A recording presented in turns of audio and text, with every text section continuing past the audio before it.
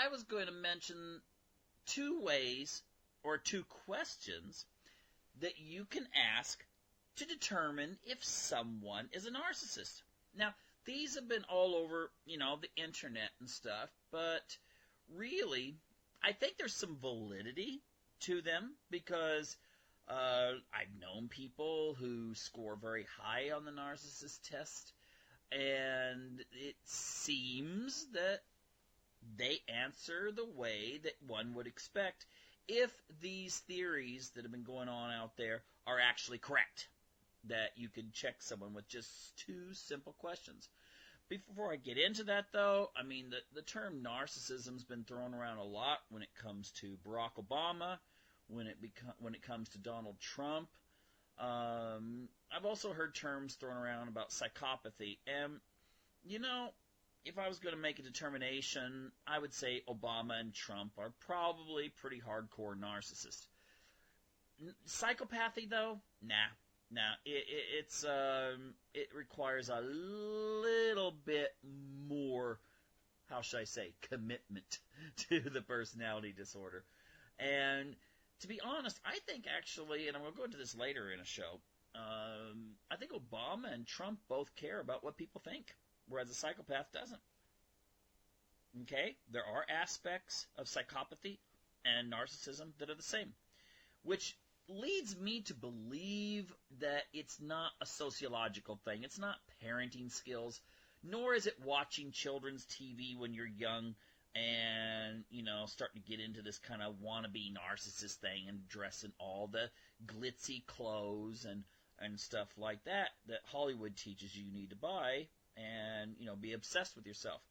A true narcissist is much stronger in character than a wannabe narcissist. Wannabe narcissists are what the narcissist and the psychopath feed on.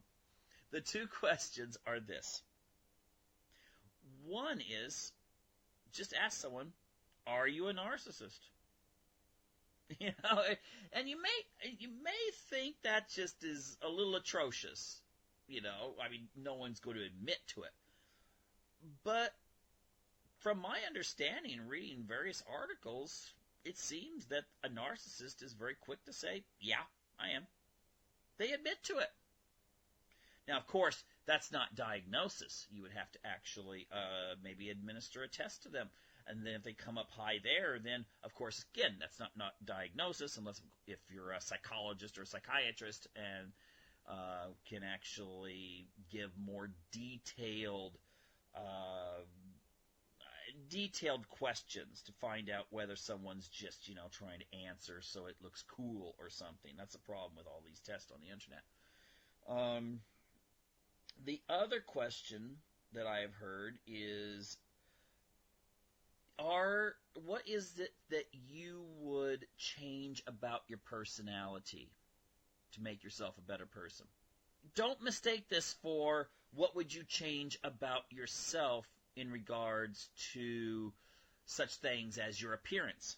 Even a hardcore narcissist who maybe lost his hair might say, well, I'd like to have my hair back. If you put it into the category of personality itself and ask a narcissist what they would change, they'll look at you like, I don't know, you just asked someone out in the jungles of Brazil to explain quantum physics.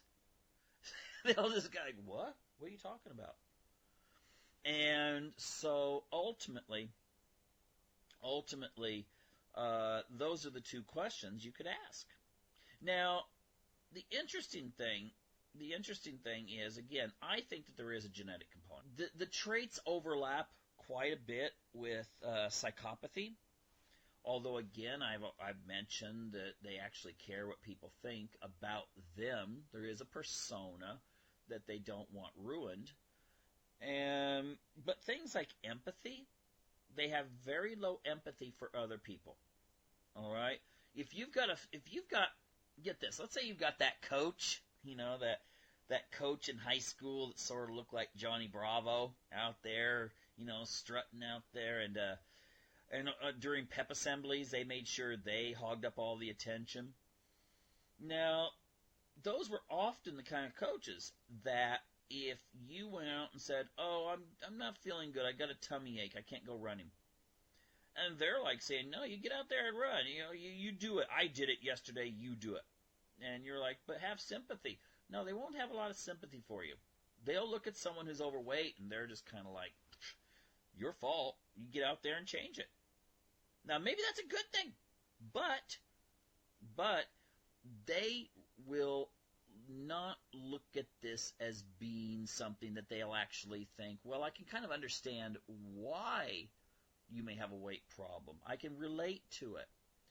But now maybe here's some solutions. No, the narcissist won't relate at all in that respect.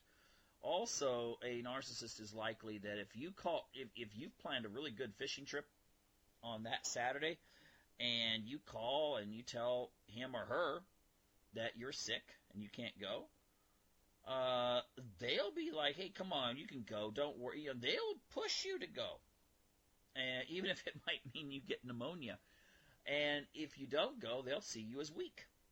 They won't think, oh, yeah, I understand. I'm disappointed, but, I understand.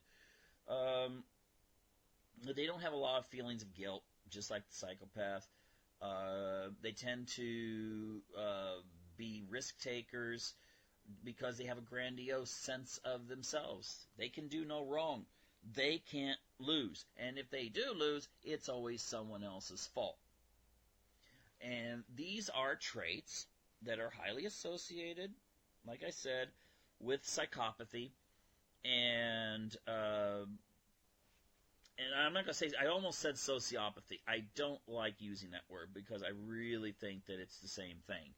And the whole thing in the DSM about the antisocial personality disorder thing, I think is ultimately too behavioristic and also says, oh, well, we need to have these things displayed versus saying this person has a personality that makes it hard for them to function in certain areas. Of course, it makes it easy to function in other areas. If you're a movie star, oh, come on, look at these award ceremonies for Hollywood.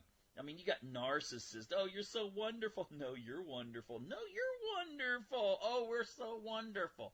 And people tune in to watch that? Seriously? My gosh, I mean, tune out and watch something that's more wholesome than these kinds of shows. But ultimately, too, the idea is that you could say that there's a certain self-centeredness about wannabe narcissist and true narcissist. But the true narcissist will look at life much differently than the wannabe. The wannabe is just an insecure person. The narcissist is a highly secure person. And therefore, when they go out to accomplish something, they're entitled to it. They're going to go for it. If there's a gal that they want to have, or there's a guy that they want to have, or if there's a political office they want to have, they'll zero in on it. Now again, psychopaths are the same way. But the narcissist at least cares about what people think.